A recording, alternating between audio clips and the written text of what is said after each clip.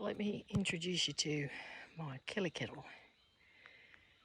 Now when you travel around, it's nice to have a cuppa or heat something up for lunch, maybe a soup or something like that. Now this is a Kelly Kettle. I bought it when I was in Western Australia because I was using little gas propane heaters, but the wind over there, WA, windy always. So this is the base of it. There are other bases that you can purchase or other accessories so that you can boil the billy on or cook a fry pan on. And I believe these Kelly kettles were sort of something that like the Welsh miners used to use years ago. There's a little handle on it, a little plug to save your water. And this is a stainless steel one. This is only about 1 litre. So that's your little chimney. It sits on there. You put the water in here. You don't put the plug in while it's boiling. Could cause a disaster. And it goes without saying, you clear a bit of ground around you so that you're not going to cause a bushfire. And any little kiddies, that'll be really hot, so including yourself, you can burn yourself. And when you go to take it off the fire, there's a bit of a knack to it. You lift the handle out like this, preferably with 2 hands. I'm holding the camera in one, so, and you lift it up off the fire like that. There's no good lifting it like this because you'll burn your hands on the heat that's coming out of there. So you lift it off like that, put it to the side, and then pour yourself a cuppa.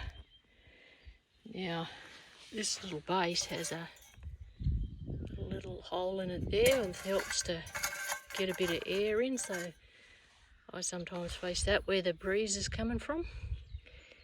And I'll just go and set it up now and get the fire going. Okay, got a few sticks together, bit of paper, bit of leaves. They seem to flare up and get the wood going sometimes. Water in the Kelly Kettle, cuppa I prepared earlier. Depending how much water you put in, of course, depends whether you need more sticks down. Face that towards the breeze, that little hole.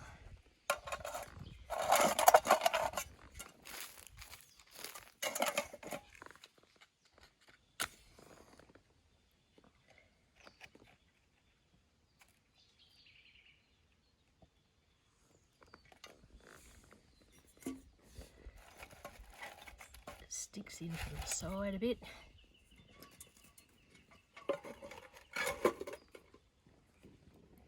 That on top. I only put enough water in to give me about a cuppa and a little bit to rinse with. Only problem you might have with this, if you're in an area there's not enough kindling, and that way you'd have to take your own.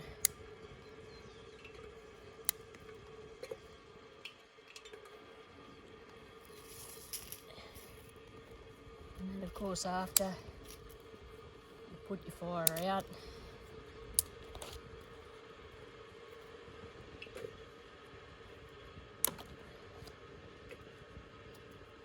I have a philosophy of leave no trace, so try and do that. Beautiful out here today. You'll see here too that I've got this plug, and when I pull up like that, it brings that away from the metal of the pot, so you don't burn yourself. So you pick it up like that, and then to lift it off you use both hands. It's got some safety information on here.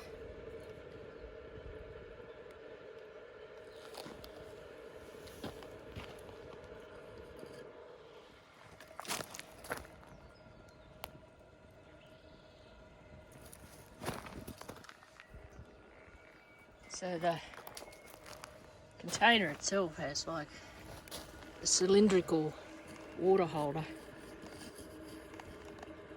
so that the heat is distributed all around the water, which should make it quicker to cook or boil. And you'll often find that you don't need that much twigs. They come in different sizes. I think that's about a litre and a half.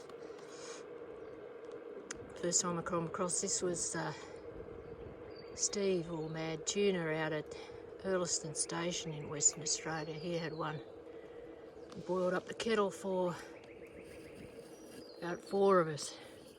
I was fascinated by it.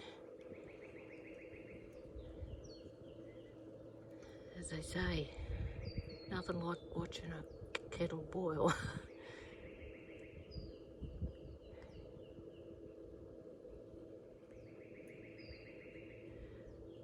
Well, since I started this section of the tape, it's 3 minutes 51, and I can just about hear it coming to the boil. I'll just check I've got enough kindling in there.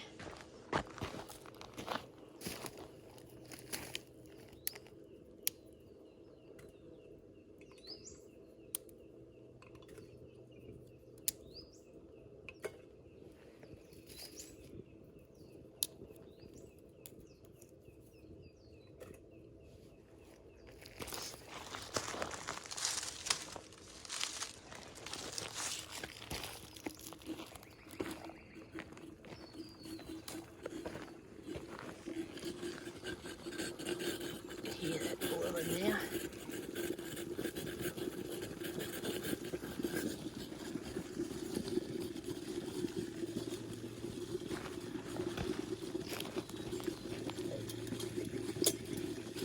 Hands like this, lift it off.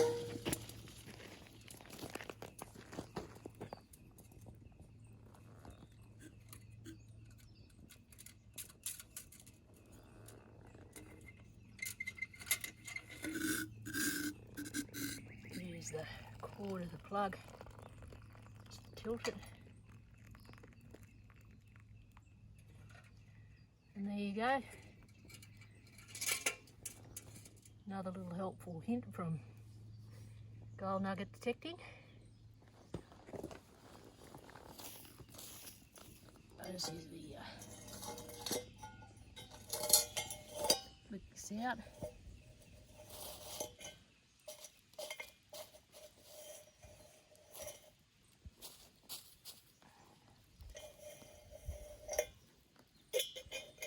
Very hot.